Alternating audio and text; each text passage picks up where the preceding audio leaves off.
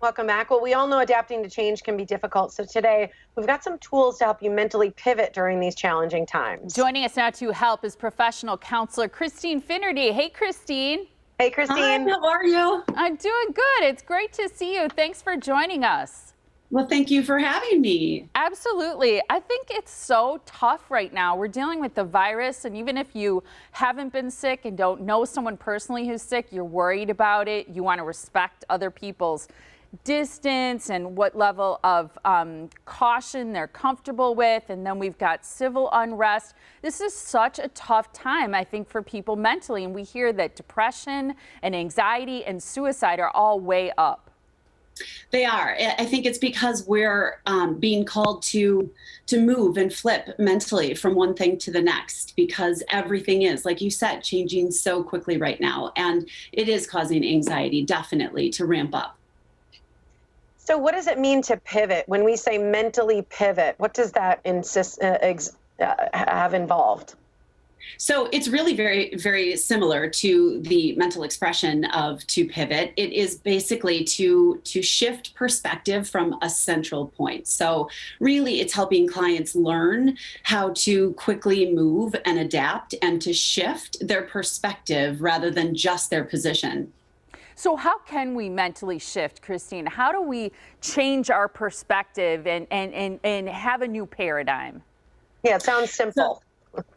It does sound simple. It's hard. It takes work. Anything that requires us to continually move and shift perspective over and over and over, it takes time to adapt to that.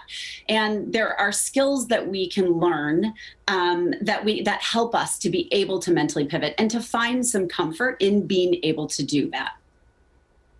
So how do you do it? When you talk to your patients and your clients, how do you teach them to actually pivot?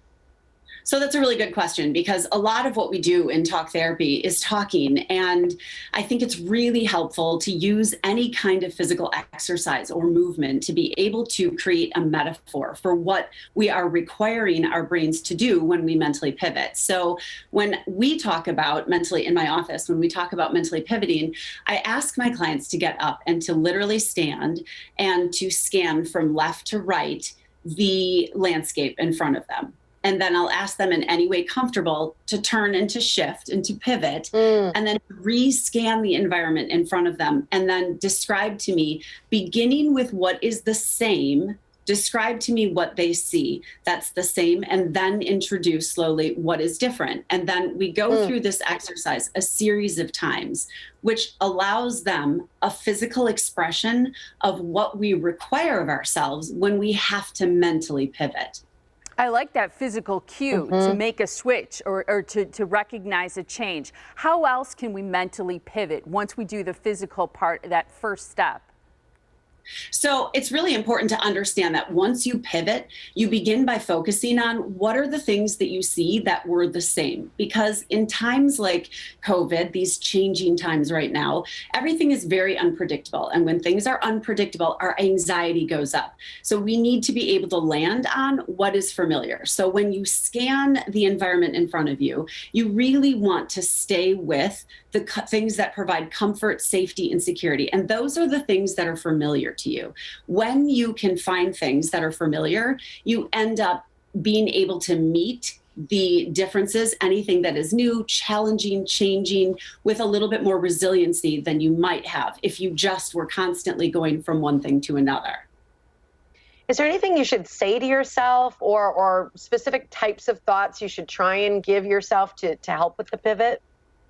Well, it's really staying focused on the positive. So again, it's finding comfort in what is familiar. So you're telling yourself, I've been here before, I can do this, even though COVID has thrown this curveball toward us. The curveball is still, in truth, probably going over home plate. So it's in the vicinity of what we have, what has been familiar to a certain extent. So the world hasn't turned completely upside down, but it has changed. And so we're really focusing on look for the skills and the positive attributes that have gotten you this far. Look for the things that are going to provide you comfort, and then begin to move forward and understand how to tackle the things that look really different. How important do you think it is to accept something less than perfection? So, for example, I'm tired. I'm going to take a nap. My house isn't as organized as I would like it to be. Maybe that's okay. Maybe I've put on some weight and I'm bummed about that. But maybe I can lose it once I can get back to my exercise class, kind of lowering our expectations of ourselves. Yeah, I think you raise a really good question. And how do we talk to ourselves about that? Because COVID has really created a new sense of time. We've lost our structure and we've lost our routine because all of the things that we used to leave the house for, school, work, friends, meals, activities, exercise, we can do from our home now. And so it really has sort of flexed our sense of structure. And therefore, it's driving our motivation down and it is driving our fatigue up. And so oftentimes I hear from parents who are bringing teens in that they look like they might be depressed. They look like they're sluggish. Their motivation is really low. It doesn't necessarily mean that you're depressed unless you have difficulty getting through everyday ordinary activities every day for a period of about 2 weeks. Then it's time to come in and talk to someone like me. But this has created a new time and it has created a new structure for people. So I would expect it's normal to feel a little bit more sluggish. It's normal to feel a little bit more run down, and don't expect too much of yourself during thank you this time. so much for joining us today. Some Appreciate great it. information about pivoting. And you can watch our website, themorningblend.com, to learn more.